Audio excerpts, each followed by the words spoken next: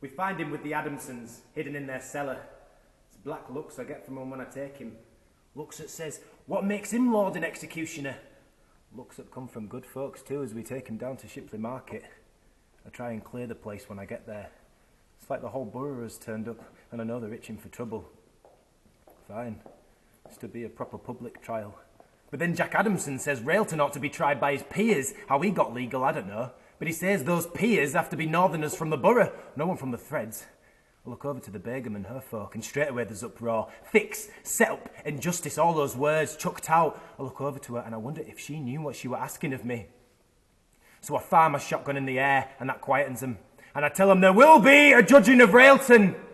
Then we look to the witnesses, who come from different corners of the borough, and there's no doubt he's guilty. But I'm guilty too. I made him desperate and angry. I'm guilty because it shouldn't have been so easy for me to do that. And I shouldn't have liked it. But I don't tell them that. Instead I ask them all, what would you have me do? They're used to listening to my orders, not the other way around. But I have to now, because I can't do this on my own. Not anymore. Because it's got to be us, as a borough, making the choice, even if it's the wrong one, or the wrong one and the right one at the same time. I don't know. Neither do they for a while. But then they take a vote, a show of hands, and they look to me to count.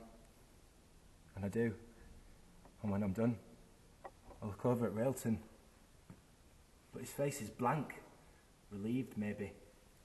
Like he's been expecting this death for years.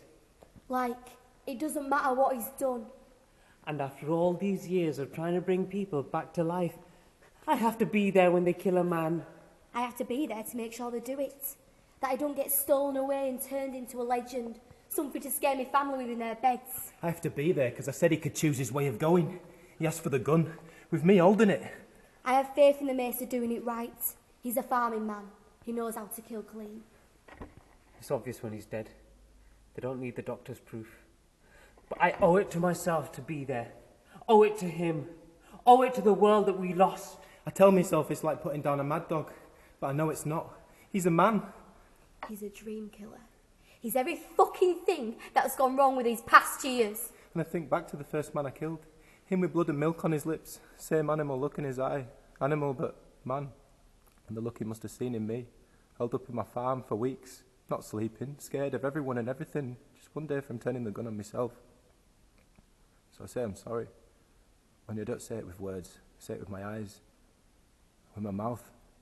I tell him to kneel down. And I put the muzzle to his head.